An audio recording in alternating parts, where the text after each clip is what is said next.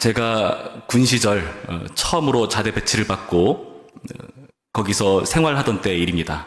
그러니까 갓 이등병이 된 새파란 군인이죠. 하루는 전투화를 손질하는데요. 전투화를 손질할 때 날씨가 굉장히 추웠거든요. 그런데 굉장히 눈치를 보면서 맨손으로 구두약을 열심히 발라서 전투화를 닦았던 기억이 납니다. 옆에서 그걸 보던 말년 병장이 왜 그렇게 손시럽게 맨손으로 전투화를 닦느냐 하면서 다음부터는 장갑을 끼고 닦아라 얘기를 하더라고요. 저는 그 말을 듣고 천사와 같았습니다. 군대도 아직 따뜻하구나. 생각만큼 그렇게 험한 데가 아니겠다 생각을 했어요. 그래서 그 다음날부터 전투장갑을 끼고 전투화를 손질하는데 그걸 보는 상병이 이렇게 말합니다. 너 왜 전투화 닦을 때 장갑 입고 닦냐? 누구누구 병장님이 이렇게 하라고 해서 그렇게 합니다. 그랬더니 그분이 어떻게 말했는지 아십니까?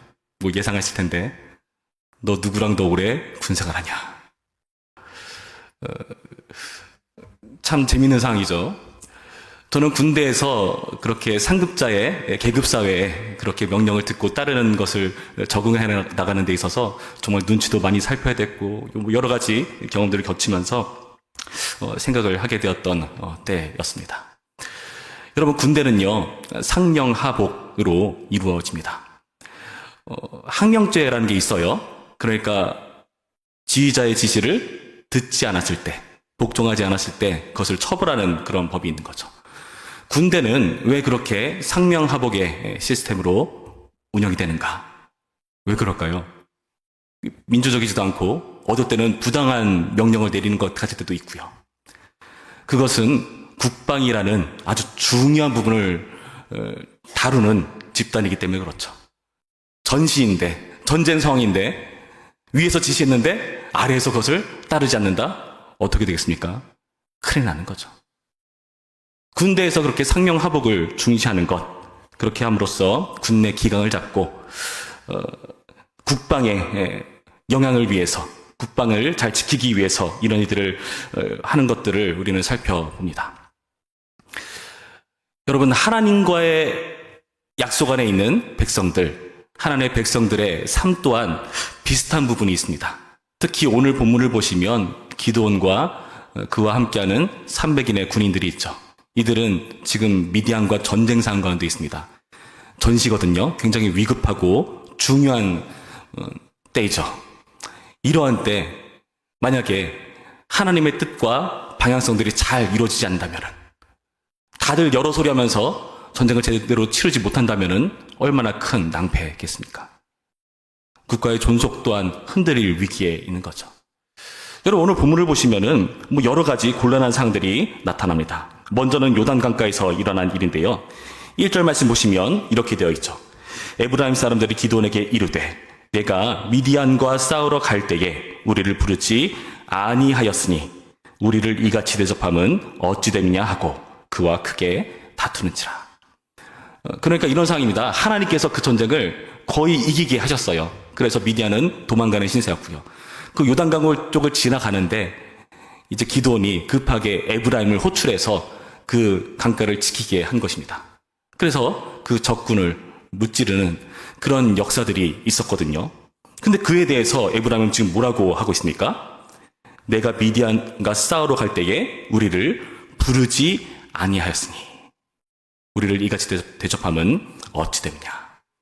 왜 진작에 부르지 않았냐? 이렇게 중요한 싸움이 있는데 우리를 불러서 더 수월하게 싸움을 했어야 되는 것 아니겠느냐 하고 이야기합니다. 물론 에브라임은 대단한 일을 했죠. 전쟁에 굉장히 중요한 역할을 했을 겁니다. 기드온도 실제로 에브라임을 부르지는 않았어요. 여러분, 어떻게 생각하십니까? 전쟁 상황에 이들을 불러서 이렇게 전쟁을 효과적으로 치러내는 것이 중요할 텐데 이렇게 뒤늦게 불러가지고 수습하는 곤란한 상황처럼 여겨지는 것. 그런데 에브라임이 진짜 이스라엘의 승리를 위해서 이렇게 말을 하고 있는 것인가? 아니요. 그 이후의 구절들을 보면은 그렇지 않다는 것을 알 수 있습니다. 2절부터 볼까요? 기드온이 그들에게 이르되 내가 이제 행한 일이 너희가 한 것에 비교되겠느냐? 에브라임의 끝물 포도가 아비에셀의 만물 포도보다 낫지 아니하냐? 아비에셀은 기드온의 가문을 말합니다. 하나님이 미디안의 방백 오렙과 스앱을 너희 손에 넘겨주었으니 내가 한 일이 어찌 능히 너희가 한 것에 비교되겠느냐 하니라.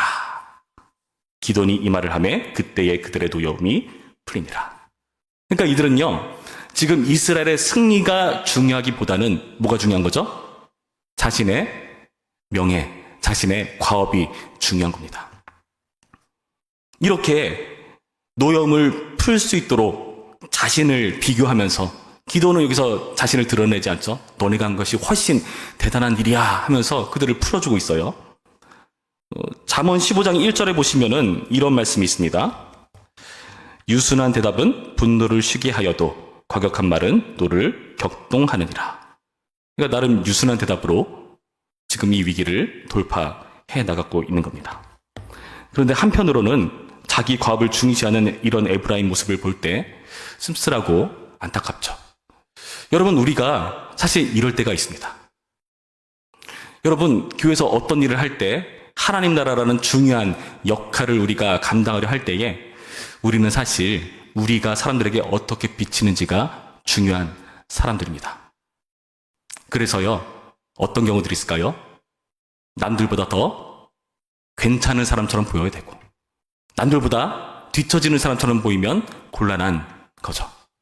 그래서 주변을 살피면서 누구 집사는 헌금 그 정도에? 그럼 나도 한 그 정도 하면 되겠네 하는 어떤 기준을 삼거나, 혹은 교회에서 어떤 일에 있어서 자신을 알아주지 않을 때 섭섭한 마음들이 있습니다. 물론 이렇게 극단적으로 나가는 경우가 없다 할지라도 우리 가운데 그런 부분이 있지 않나 생각할 필요가 있다는 거죠. 예전에 어떤 심리학 교수, 김경일 교수 거예요. 그분이 그런 말씀을 하시더라고요. 가족에서 어떤 문제가 생겼을 때, 그러니까 예를 들어서 이런 겁니다. 갑자기 부모님이 굉장히 아파요. 위급한 상황이에요. 그래서 그 둘째가 자기밖에 없어서 황급하게 그 일을 처리합니다. 병원에 등록하고 입원시키고 수속을 다 밟아서 간신히 숨 돌리고, 생각해보니까 다른 형제들에게 알리지 않았어요. 그래서 첫째한테 연락했더니 첫째가 하는 말, 야, 너는 왜 그렇게 중요한 걸 왜 이제 나한테 연락을 해? 그렇다면은 그 교수 그 형을 소시오패스로 의심하라 라고 합니다. 여러분, 중요한 상황 가운데에서 하나님 나라의 그 과업을 달성하는 것이 중요한 상황 가운데에서 자기가 어떻게 보여지는가가 중요한 사람들이 있습니다. 여러분, 혹 우리가 그런 부분이 있지 않나 돌아봐야 되죠. 나는 다른 사람들을 의식하며 신앙생활을 하는가? 하나님 나라의 중대성은 우리는 잃어버리고 나의 과업, 내가 어떻게 비치는가를 중요시 여기고 있지 않나. 이런 부분에서 교회에서 많은 분란이 일어나잖아요. 한번 생각해 볼 필요가 있다는 거죠. 그런데 또 문제는 이 요단강에서만 끝나지 않습니다. 그 요단강을 건너고 나서 또 어떤 일이 발생하는가. 기드온이 또 다른 사람들한테 이런 요청을 합니다. 4절 말씀 볼까요? 기드온과 그와 함께 앉아 300명이 요단강에 이르러 건너고 비록 피곤하나 추격하며 그가 숫곳 사람들에게 이르기를 나를 따르는 백성이 피곤하니 청하건대 그들에게 떡덩이를 주라. 나는 미디안의 왕들인 세바와 살문나의 뒤를 추격하고 있노라 하니. 지금 어떤 상황입니까? 미디안의 왕을 추격하고 있는 상황 가운데에서 지금 이들이 피곤하니까, 줄여 있으니까 지금 식량을 공급해달라고 숫곳 사람들에게 요청하고 있습니다. 그런데 이들은 어떻게 말합니까? 6절 말씀 볼까요? 숫곳의 방백들이 이르되 세바와 살문나의 손이 지금 내 손 안에 있다는 거냐? 어찌 우리가 내 군대에게 떡을 주겠느냐 하는지라. 어떤 상황이죠? 믿지 못하는 겁니다. 세바와 살문나를 지금 잡을 수 있는 그 상황 gat에 있다는 것을 믿지 못하는 겁니다. 워낙에 7년간 미디안에게 속국 노릇을 해왔잖아요. 그러니까 이상을 보지 못하고 오히려 자기의 안위를 살피면서 자신의 동족을 냉대하고 있는 그런 반응을 보고 있는 겁니다. 8절도 마찬가지입니다. 분우엘에게도 똑같은 요구를 하니까 어떻게 하죠? 8절 뒷부분에 분우엘 사람들의 대답도 숫곳 사람들의 대답과 같은지라.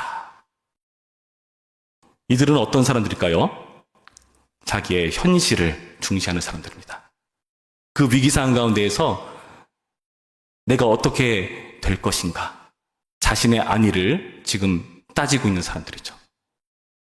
신앙이란 게 어떨 때는요, 이것저것 다 따져가면서, 이 정도면 내가 피해보지 않아, 손해보지 않아 하면서 접근하려는 경우들이 있는데요. 과연 그게 신앙인가? 요단강은 발을 담가야 갈라지는 법인데, 우리는 섣불리 그렇게 하지 않습니다. 이것저것 다 재보고, 괜찮아. 이 정도면 돼. 이 정도 안에서는 내가 이 정도까지 헌금할 수 있어. 헌신할 수 있어.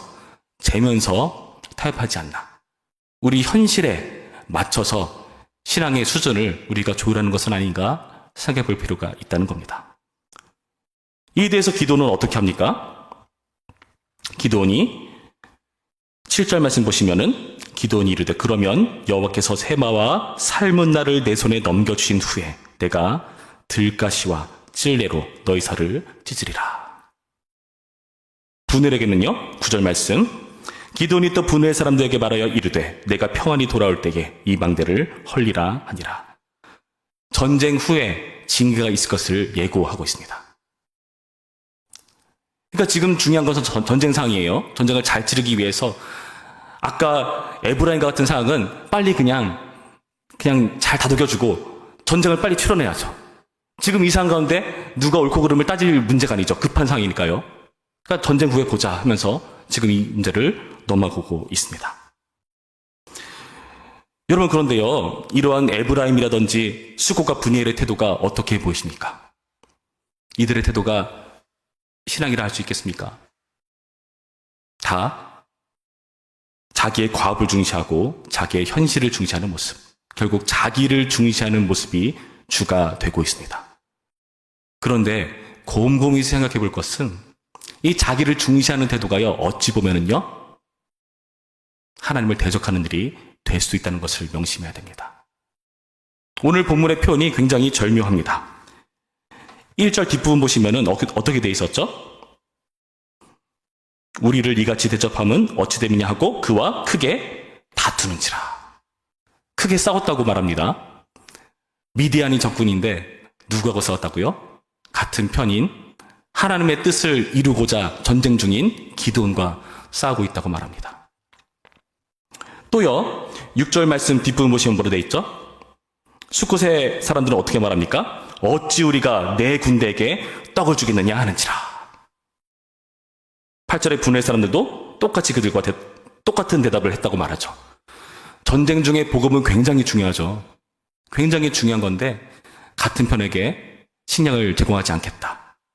이것은 완벽한 대적입니다. 지금 전쟁 대상을 잘못 설정한 거예요. 하나님의 전쟁이라는 중대 거업을 수행 중에 있는데 이들은 자기를 생각하느라 오히려 하나님을 대적하고 있는 모습을 보이고 있다는 것입니다. 우리가 교회에서 신앙생활할 때도 마찬가지입니다. 우리가 교회에서 신앙생활할 때 중요한 것은 다양한 사람이 모여 있지만 결국에는 하나님 말씀이라는 기준 안에서 화합하고 하나 되려고 애써야 되죠. 물론 세상이야 맘 맞으면은 갈라서고 편먹고 싸우면 됩니다. 근데 교회는 그렇지 않습니다. 하나님 말씀 안에서 하나 되려고 고생하고 애쓰고 감당하고 짊어지는 일들이 교회에서 있어야 되는 거죠. 그래서 우리는 그 안에서 어떻게 해야 됩니까? 하나님의 과업이 잘 수행되도록 이 부분을 신경 써야 된다는 것입니다. 오늘 본문에 나타난 기드온과 300 군사는요, 이 일을 비교적 잘 해낸 것처럼 보여주고 있습니다. 이들은 어떻게 했습니까? 자기의 과업과 자기의 현실에 주목한 것이 아니라 무엇을 중시했습니까? 하나님의 과업. 그리고 현실이 아니라 신앙을 중시했습니다. 4절 말씀 볼까요?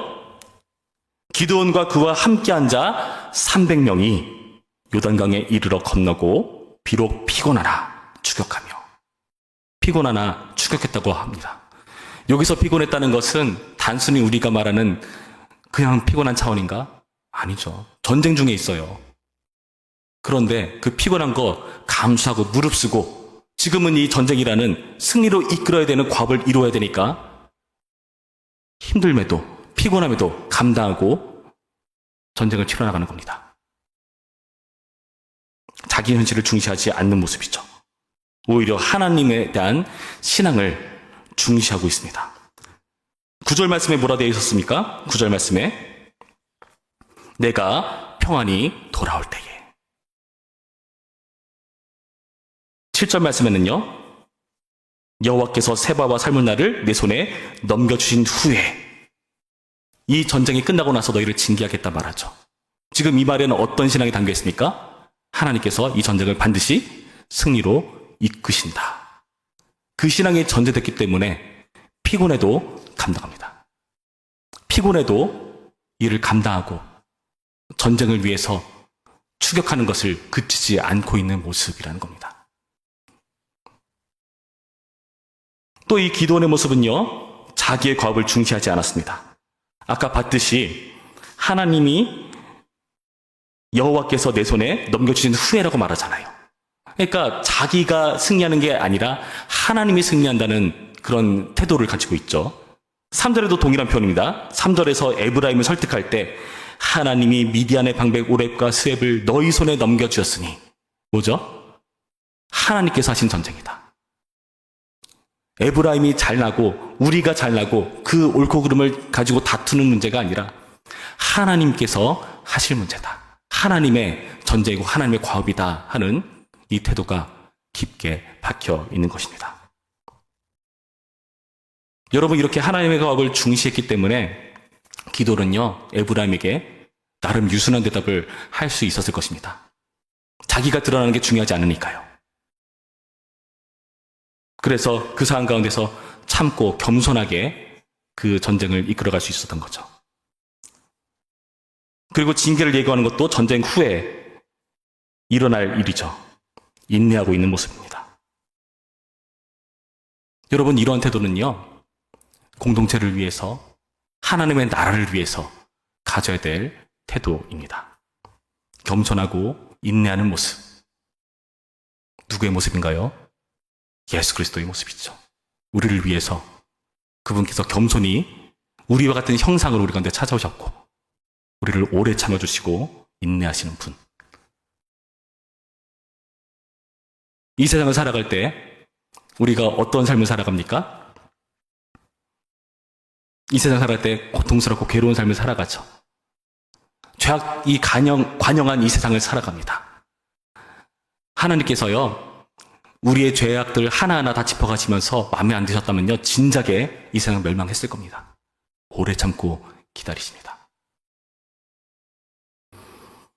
여러분, 이런 모습을 보면서 이 추격자의 역할을 감당한 기동과 300인의 군사들, 물론 이 과정에서 다소 격해 보이는 부분도 있고 어설퍼 보이는 부분도 있습니다. 부족한 부분이 물론 있죠. 그런데 이 모든 것을 하나님의 나라를 위해서 감당하고 참습니다. 자기의 현실, 자기의 과업, 아니요. 하나님의 과업과 하나님께 대한 신앙을 중시하면서 견디고 있는 태도입니다. 근데 우리는요, 이런 내용들을 접할 때 우리의 모습을 돌아보면서 어떤 생각을 가질 수 있죠? 그래도 우리 인생은 없나? 나를 중시하지 말란 말인가? 오직 하나님께만 영광이고 하나님만 잘 돼야 되고 나는 없는 건가? 이런 고민들이 많습니다. 여러분, 그래서요, 이런 부분에서 우리는 타협하기 시작합니다. 세상이 우리를 가만두지 않습니다. 주의 성수를 잘하지 못하도록 꼭 주일날 중요한 사안들을 만들어내요. 중요한 국가의 시험이라든지 회사 중요한 일정이라든지 다른 사람들과 관계 속에서도 하나님께 대한 신앙을 최소한의 신앙도 지키지 못하도록 우리를 현혹시키는 그런 움직임들이 있습니다. 우리는 쉽게 타협합니다. 그것이 옳고 그르냐의 문제를 논하고 잘했다 못했다를 따지기 이전에 그에 대한 우리의 태도를 먼저 돌아보자는 거죠. 너무 쉽게 수용하는 것은 아닌가? 고민하는 것만 필요하지 않는가? 여러분, 이러한 모습에서 자기는 없는 것처럼 보이십니까? 예수님처럼 십자가를 지고 자기 십자가를 지고 그 길을 따라간다는 게 피해보는 것 같고 괴로운 것 같고 비참한 것 같고 그렇게 여겨지십니까?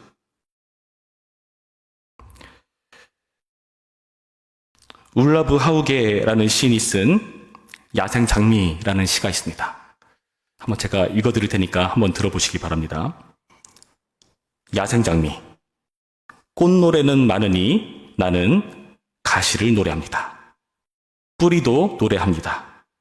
뿌리가 여윈 소녀의 손처럼 얼마나 바위를 열심히 붙잡고 있는지요.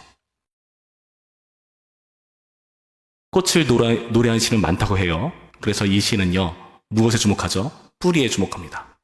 꽃은 보이는 부분이죠. 화려하고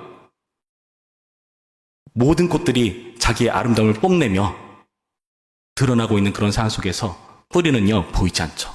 땅속에 숨어 있습니다. 그러나 이 꽃을 유지하기 위해서 굉장히 중요한 역할을 하죠. 뿌리가 그 꽃을 지탱하고 버티고 있기 때문에 꽃은 유지될 수가 있는 겁니다. 그런데 안타까운 것, 보이지 않는다는 거죠. 아무도 주목하지 않는다는 것입니다. 이 시인은요, 여기에 주목했습니다. 그래서 이 시를 통해서 이 뿌리의 아름다움을 우리 가운데 주목하도록 보여주고 있죠. 하나님께서 어떻게 하실까요? 하나님께서 과연 무엇을 보실까요? 우리가 잘 아는 말씀인데요. 사무엘상 16장 7절 말씀을 제가 읽어드립니다. 이스라엘의 왕을 세우는 기름 부으는 일을 위해서 사무엘이 이새의 집을 찾아가는데요. 그때 하나님께서 주신 말씀입니다. 사무엘상 16장 7절 말씀, 여호와께서 사무엘에게 이르시되 그의 용모와 키를 보지 말라. 내가 이미 그를 버렸노라. 내가 보는 것은 사람과 같지 아니하니 사람은 외모를 보거니와 나 여호와는 중심을 보느니라 하시더라. 여러분, 다윗은요, 이새 집안에서 말제였고요, 아무도 주목하지 않았습니다. 아들들이 다 모여있는데 혼자만 열애되어 있어요. 어떤 취급을 당하고 있는 겁니까? 아무도 관심 가지지 않고 주목하지 않는 대상이라는 거죠. 근데 누가 주목하십니까? 하나님이 주목하십니다. 아무도 알아주지 않는 것 같죠? 아무도 몰라보는 것 같죠? 누가 보십니까? 하나님이 보십니다. 하나님은요, 꽃이 아니라 뿌리를 보십니다. 그리고 그 뿌리의 아름다움을 칭찬하시고 자랑하십니다. 우리를 향하신 하나님의 마음을 여러분 여기서 느끼시기 바랍니다. 자기는 없고 하나님만 위하는 태도가 너무 나에게 손해인 것 같다? 불공평한 것 같다? 아니요, 그렇지 않습니다. 오히려 그것이 더 유익입니다. 진정한 영생을 아는 자로서, 진정한 가치가 무엇인지 아는 자로서, 찰나의 인생이 아니라 영혼을 바라보는 사람의 입장에서 무엇이 더 유익인가를 여러분 재고해 보시기 바랍니다. 우리가 잘 알다시피 사사기는요, 계속해서 어떠한 패턴이 반복이 됩니다. 너무 지겹게 들어서 이제는 다 외우시죠? 이스라엘을 범죄하고 하나님께서 가나안에 들어서 그들을 치시고 부르짖고 사사를 쳐서 그들을 구원하시고 그래서 평화가 유지되다가 또 죄를 짓고 이게 계속 반복이 되잖아요. 여러분, 왜 반복이 될까요? 우리가 그렇게 많이 죄를 짓는데 왜 반복이 될까요? 우리의 죄악과 실패에도 불구하고 하나님께서 기회를 주시니까 반복되는 겁니다. 하나님께서 계속 기회를 주시니까 반복이 되는 거예요. 그렇지 않다면 그냥 나락, 그냥 타락이죠.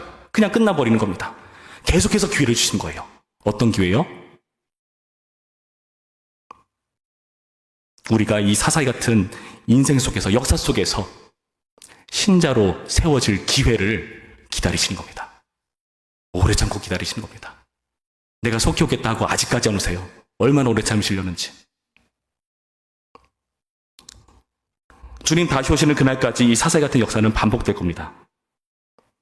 그러나 우리는 신자로 세워질 수 있습니다. 그 위기상을 여러분 기회로 삼으시기 바랍니다. 하나님께서 주목하시는 기회로 삼으시기 바랍니다.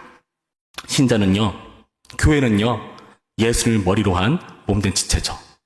몸이요, 생각을 하는 게 아니에요. 머리가 생각하고 머리가 결정하는 겁니다. 몸은 그대로 따르는 겁니다. 머리의 지시대로 하지 않는 몸은요, 결코 제대로 된 몸이라 할 수 없습니다. 우리는요, 하나를 위해서 우리가 살아간다? 자기의 현실을 중요하지 않고, 자기의 거업 중요하지 않고, 오직 하나님의 거업과 하나님께 대한 신앙만이 중요하다? 오해하지만요, 그것이 우리에게 좋은 것이라는 것을 명심하시기 바랍니다. 오늘 말씀을 통해서 주님께서 우리에게 꽃이 아닌 뿌리가 되기를 도전하십니다. 부디 주님께 뿌리처럼 굳건히 교회의 역할들을 감당하는 하나님 나라의 과업을 짊어지는 우리 모두이기를 주님의 이름으로 축원합니다. 기도하겠습니다. 참 좋으신 하나님 감사드립니다. 오늘의 말씀을 통해서 우리의 신앙이 어떠해야 될지를 돌아봅니다. 주님, 사사기 같은 반복되는 역사 속에서 주님의 기회가 우리에게 제공되고 있다는 사실을 다시 한번 확인했습니다. 우리가 그 기회 속에서 신자로 세워지게 하여 주시옵시고, 자기 거업과 자기 현실이 아닌 하나님의 거업, 하나님께 대한 신앙을 중시하는 자로 서게 하시고, 그렇게 함으로써 진정한 가치 있는 천국을 소유하는 복된 자 될 수 있도록 우리 모두를 인도하여 주시옵소서. 감사드리며 예수님의 이름으로 기도했습니다. 아멘.